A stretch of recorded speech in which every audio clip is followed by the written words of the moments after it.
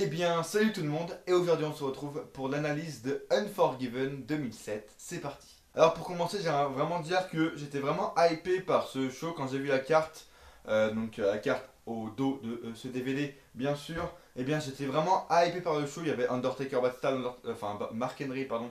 L'Undertaker faisait son retour, John Cena Randy Orton partie 2.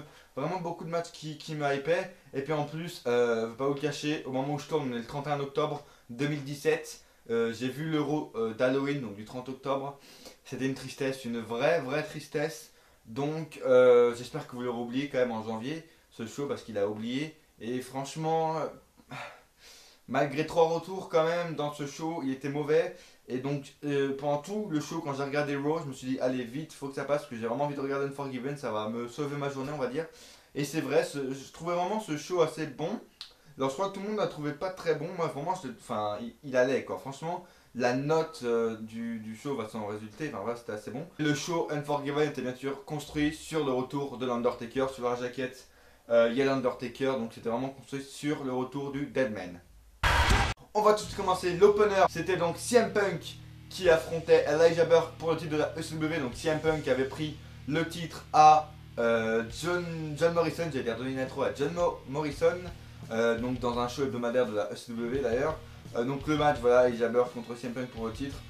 Match plus divertissant, j'ai noté que leur dernier match en pay-per-view qui était vraiment lent, plus rythmé, sauf les 5 dernières minutes assez longue quand même. Elijah Burke qui enchaînait soumission sur soumission, c'était vraiment pas intéressant. Et surtout la fin, Punk qui conserve par un roll-up. Je suis pas du tout satisfait, j'aime vraiment pas des fins comme ça, surtout pour des faces gagnés par roll-up, surtout face à un mec comme ça. Elijah Burke, bah putain, va gagner ta crédibilité mec. Donc si M Punk conserve avec un roll-up, je vais pas être très content. 12 minutes c'est un temps très raisonnable pour un opener, donc j'ai mis la note de 5,5 sur 10. Le deuxième match c'était MVP et Matt Hardy qui défendaient leur titre par équipe contre Tucson Domino. Je tenais vraiment à dire que franchement j'aime beaucoup ça quand, un peu comme John Cena Shawn Michaels, mais là avec cette rivalité c'était vraiment bien. Déjà c'est une très bonne rivalité MVP et Matt Hardy. Et en plus ils étaient champions par équipe. Donc c'est à dire qu'en gros ils étaient obligés de se parler alors qu'ils étaient rivaux, ils étaient obligés de faire équipe, d'être à côté, de côte à côte sans s'engueuler et tout. J'aime vraiment ça parce que c'est toujours assez marrant. Pendant le match d'ailleurs j'ai noté beaucoup de blind tag de Matt sur MVP, de MVP sur Matt. Donc les blind tags c'est quoi? En gros c'est quand tu tapes ton adversaire pour taguer, voilà tout simplement, dans le dos en fait, tu le tapes dans le dos. Donc voilà, il y a beaucoup de blind tag. Ils sont vraiment, je crois, ils sont jamais tapés la main contre main, toujours en blind tag. Et aussi beaucoup d'imitations de Matt sur MVP, MVP aussi qui recopie le mouvement de Matt aussi, beaucoup d'imitations, ça a vraiment fait rire.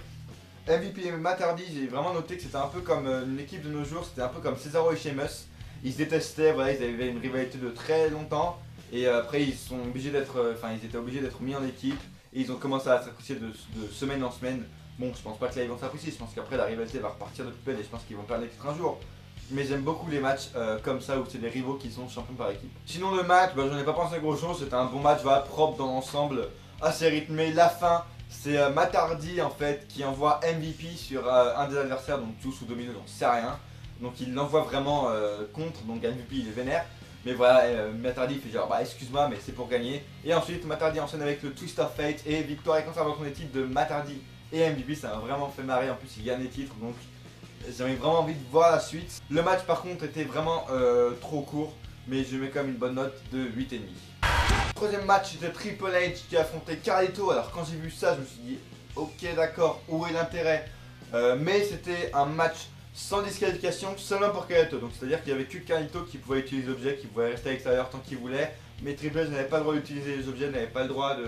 Ouais, il avait un décompte extérieur, il n'y avait que pour Carlito où c'était sans disqualification. Donc ça c'est vraiment une stipulation assez intéressante, surtout pour des gens comme ça, un mec, voilà, un gros underdog en fait, et face à un gros main eventer. C'est vraiment une stipulation intéressante. Et à ma grande surprise, j'ai beaucoup aimé le match.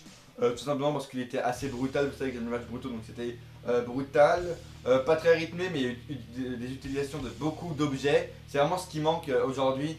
C'est un match sans disqualification et tout, Extreme Rules, mais il n'y a pas plus d'objets que ça, alors que là il y a eu des poubelles, beaucoup de poubelles, des chaises, il a même mis un coup de cloche dans la tête, il l'a même étranglé avec des câbles vraiment énormissimes, donc j'ai vraiment beaucoup aimé. Et la fin, en gros, c'est Triple H qui triche, qui font un low blow alors qu'il n'avait pas le droit parce qu'en gros l'arbitre enfin en gros Triple H avait une chaise dans la main, donc il voulait le frapper. L'arbitre l'en a empêché, donc le temps qu'il remette la chaise à l'extérieur du ring, donc l'arbitre a le dos tourné et Triple H fout un low blow donc sur sur Carlito pardon, et ensuite pedigree, victoire de Triple H. Je pense que ce low blow n'était pas pour gagner, hein. Il sait qu'il pouvait gagner sans low blow, mais c'était vraiment juste pour se venger de tous les coups qu'il a pris pendant le match. Bon, j'ai vraiment beaucoup aimé ce match, victoire de Triple H, complètement prévisible. 11 minutes, ça passe pour un match comme ça, sans aucun intérêt, ça passe, donc c'est un bon temps. Donc c'est une domination de Carlito grâce aux objets pendant le match, mais quand même la victoire de Triple H. J'attendais rien, donc j'ai vraiment été surpris et j'ai mis donc une bonne note de 8,25 sur 10. Beth Phoenix affrontait Candice Mitchell pour le titre de Women's Champion. Donc Beth Phoenix, évidemment j'étais vraiment hypé par ce match parce que Beth Phoenix déjà j'ai toujours adoré. Et elle était là, c'était ses débuts donc à la WWE. Elle a été construite comme une bête, comme vraiment le point fort de la division des divas. Elle était un peu construite, si vous voulez, comme la Nia Jax de maintenant en fait. Vraiment une meuf imbattable, vraiment très puissante. Et bah c'est ce qui s'est remarqué dans le match, domination totale de Beth Phoenix tout simplement, avec des prises hyper lourdes. Et à la fin, Candice Mitchell qui gagne par un roll-up. Alors non en fait, parce que je veux plus de Candice Mitchell championne. On a une Beth Phoenix putain de crédible devant elle qui pourrait avoir le titre. Elle va l'avoir après heureusement, mais non, je voulais direct qu'elle gagne dès son premier match en pay-per-view. Je voulais qu'elle gagne le titre quoi. Donc j'étais vraiment énervé sur le coup parce que je voulais vraiment voir Beth Phoenix championne. Mais bon, en même temps c'est logique parce que Candice Mitchell qui gagne clean, ça aurait peut-être pas été normal. Donc même si c'est une face, enfin je crois que c'est une face Candice Mitchell. Ouais, je sais pas, mais en tout cas, elle gagne par un roll-up, donc c'est plus logique évidemment. 7 minutes, c'est bon, c'est un temps assez normal, assez bon pour un match des divas, on va pas se le cacher dans ces années-là. Et attention, ce match pourrait rentrer dans le Hall of Fame des meilleurs matchs de divas que j'ai analysé de toute ma chaîne. Car, écoutez bien, ouvrez bien grand vos oreilles, profitez bien de ce moment, les amis, car c'est une des meilleures notes que je vais mettre un match de diva, enfin en tout cas dans l'ère des divas comme elles étaient avant. Je mets la note de 7 sur 10, c'est incroyable. J'ai jamais mis une note aussi haute pour les divas, je dis pas pour les women's de maintenant, ouais un 7 c'est mauvais. Mais pour un match de diva c'est énorme, donc retenez bien ce jour. À Unforgiven 2007, je mets 7 sur 10 à un match de diva.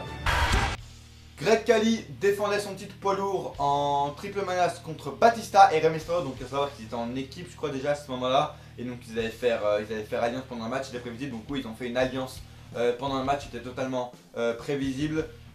Victoire donc de Batista, je m'y attendais absolument pas.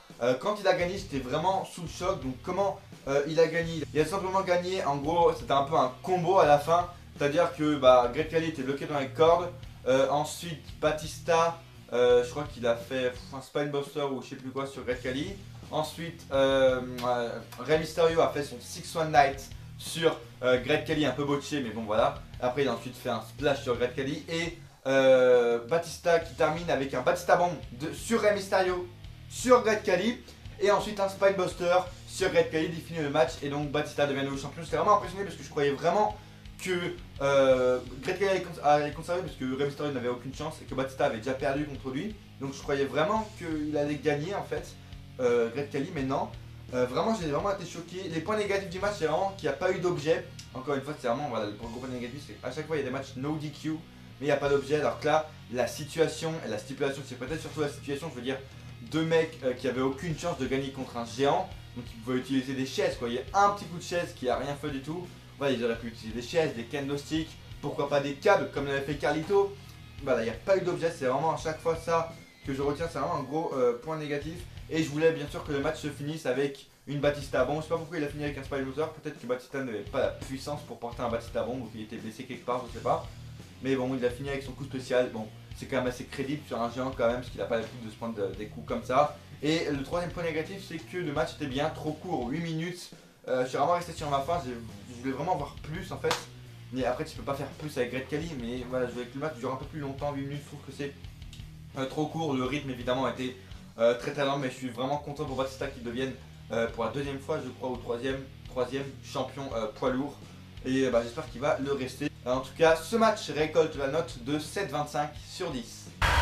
Un match où j'ai pas eu passé 15 ans, Lance Cade et Trevor Murdoch défendent leur titre par équipe contre Brian Kendrick et Paul London. Ce match, je sais pas pourquoi, il m'a pas du tout intéressé. Déjà, à noter évidemment que c'était deux oppositions de style très différents. Donc Al Faïm du côté de Brian Kendrick et Paul London et vraiment du catch pur et dur, des prises lourdes du côté des champions. Voilà, domination des deux équipes pendant le match, mais le match m'a vraiment pas intéressé, je sais pas, je me suis vraiment emmerdé. Je dis pas, c'était vraiment propre sur le ring, hein. C'était très propre de la part des deux équipes. Mais je sais pas, je me suis vraiment emmerdé, il me manquait un truc, il y a peut-être pas assez de rythme, je sais pas, mais il a manqué un truc quoi. Ce match n'a vraiment pas diverti, je me suis vraiment plus emmerdé qu'autre chose. Aussi, peut-être que ce qui a fait que je me suis emmerdé, c'est que on savait tous que, enfin personnellement, moi je savais que Lance Cade et Trevor Murdoch allaient conserver. C'était pas crédible que Brian Kendrick et Paul London gagnent. Donc voilà, je savais qu'ils allaient gagner, donc peut-être que ça a joué sur mon ennui. Donc voilà, évidemment, Lance Cade et Trevor Murdoch conservent leur titre par équipe. 12 minutes, c'est un bon temps quand même pour un match tag team. Des prises bien lourdes donc avec Cade et Murdoch. Donc qui conserve le titre, je vais pas y rester plus longtemps, j'ai mis 7,5 sur 10. L'un des matchs qui m'a le plus déçu de la soirée, John Cena affrontait Randy Orton pour le titre de la WWE partie 2. Déjà le public était vraiment chaud patate pendant le match, durant tout le match. Donc c'est vraiment déjà dès le début et puis pendant le match, le public était dedans, donc c'est vraiment sa tête à te mettre dedans. Très très hypé parce que voilà, Orton était vraiment psychopathe comme jamais. Il avait attaqué le père de John Cena, il avait fait perdre la tête à Cena, il savait plus ce qu'il faisait. Vraiment, j'étais vraiment beaucoup hypé. On a senti la rage d'ailleurs pendant le match, vraiment très très brutal le match, des gros coups de poing, des gros coups de pied des deux côtés. Vraiment, on a senti vraiment de très grosses prises. Mais en fait, c'est que ça s'est arrêté en plein milieu en fait. Au bout de 7 minutes, Cena a perdu la tête, a pété un plomb en fait. Et il a attaqué, il a frappé plus de 5 secondes Orton dans le coin. Donc l'arbitre a disqualifié Cena. Orton gagne par disqualification, donc Cena conserve le titre. J'ai été déçu, je voulais vraiment voir de la brutalité surtout après ce qui s'est passé. J'espère que leur prochain match sera encore plus intense. Mais vous savez, je sens que leur prochain match est dans Last Man Standing, je le rappelle. Mais vraiment, je suis vraiment déçu, c'est arrêté en plein milieu. J'attendais plus. À la fin du match, ça a continué avec l'extérieur de ring. Orton et Cena qui se sont frappés. Orton a frappé le père de Cena, il voulait lui foutre un pump kick. Mais Cena est arrivé et a sauvé son père. Et en fin de compte, c'est le père de Cena donc, qui a foutu un coup de pied dans la face d'Orton avec Cena qui insulte tout simplement le fils de pute Orton en le foutant un STF et il a dit son père va y frappe ce fils de pute, etc. Donc la rivalité va continuer et va s'intensifier de plus en plus. J'espère que les prochains matchs seront meilleurs et plus longs, mais voilà, on a quand même senti la brutalité, c'est ce qui compte. Et je dis que la fin est nulle parce que voilà, Cena a pété un plomb et il perd par DQ. Mais en même temps c'est bien parce que Orton a un peu fait, enfin ça continue un peu la rivalité parce qu'en gros Orton a vraiment imprégné la tête de Cena, il a vraiment fait perdre la tête de Cena, il savait plus ce qu'il faisait, il écoutait même plus l'arbitre. Donc c'est paradoxal parce que voilà, j'aime pas mais en même temps c'est bien parce que ça se montre que Orton il a vraiment imprégné la tête de Cena. Donc voilà, mais le match m'a quand même déçu, mais j'ai quand même mis une bonne note pour la brutalité de 8,25 sur 10. Et enfin le main event, l'Undertaker qui faisait son retour après une blessure, je crois, affrontait Mark Henry. Alors ça aussi c'est un match qui m'a déçu. Match lent, normal avec les deux, il fallait pas s'attendre à un match très rythmé. Mark Henry a dominé pendant pratiquement tout le match. À la fin, Undertaker revient, il fait une powerbomb et c'est fini. D'accord. Alors il y a eu un chokeslam pendant le match, mais peut-être que, je sais pas, l'Undertaker n'était pas apte à faire un tombstone. Mais voilà, avec une powerbomb en plus, enfin puissant parce que quand même il a vraiment soulevé Mark Henry, donc l'Undertaker était très puissant encore à cette époque-là, mais un peu botché quand même. Ouais, parce qu'on voit qu'il le lâche au dernier moment, mais pourquoi ça n'a pas fini avec un tombstone en fait, tout simplement, ça a vraiment fini sur le tas en fait, direct sur le coup ça a fini. Le public aussi n'a pas trop compris pourquoi ça s'est fini maintenant. Le public en plus pendant le match, je sais pas pourquoi il était complètement mort, Mark Henry dominait mais le public réagissait pratiquement pas, ils sont revenus quelques fois mais voilà, le public n'est pas, donc ça t'aide vraiment pas à revenir dans le match. Victoire du Taker qui était logique pour son retour, mais voilà, le public est un peu mort, c'est vraiment ça aussi qui m'a fait décrocher du match et pourquoi donc il n'y a pas eu de tombstone. Vraiment bizarre mais très content que l'Undertaker soit de retour. Trop court évidemment pour un main event, il n'a duré que 11 minutes. J'ai mis donc la note assez mauvaise pour un main event de 6,75 sur 10. Donc la note du pay-per-view impressionnant parce que j'ai quand même eu les deux gros main events m'ont déçu, mais la note du pay-per-view est quand même relativement assez bonne. Elle récolte la note de 7,4 sur 10, donc c'est vraiment une très bonne note, surtout pour Unforgiven. Il y a beaucoup eu de matchs trop courts. D'ailleurs, les points négatifs du match, encore une fois, c'est que les matchs ont été bien trop courts, encore une fois. 2-3 matchs qui ont duré plus de 10 minutes, mais c'est vraiment pas énorme. Et puis les matchs qui ont duré plus de minutes m'ont ennuyé et puis m'ont déçu. Et le point négatif, c'est qu'il y a eu un seul changement de titre, c'est le titre. Quel titre qui a changé de main? C'est le titre poids lourd, évidemment. Batista qui a gagné le titre, mais il y a eu qu'un changement de titre. Et le point positif, je pense aussi que c'est vraiment la seule fois que je vais mettre un point positif sur ça. C'est les divas qui ont été mises en avant. Pourquoi? Parce que le match a duré longtemps déjà. Et il y a une nouvelle figure forte qui arrive dans la division féminine qui est Beth Phoenix. Donc il y a une nouvelle Nia Jax de l'époque, quoi.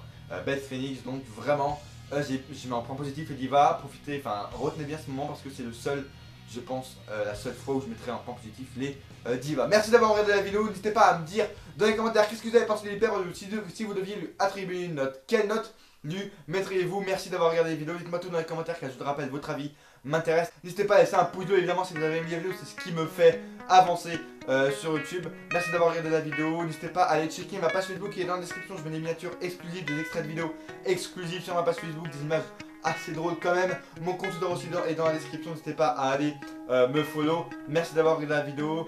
Le prochain pay-per-view, je crois que ça va être No Mercy que je vais regarder directement après avoir tourné cette vidéo. Donc voilà, merci d'avoir regardé la vidéo et à coup sûr on se retrouve dans une prochaine vidéo ou pas.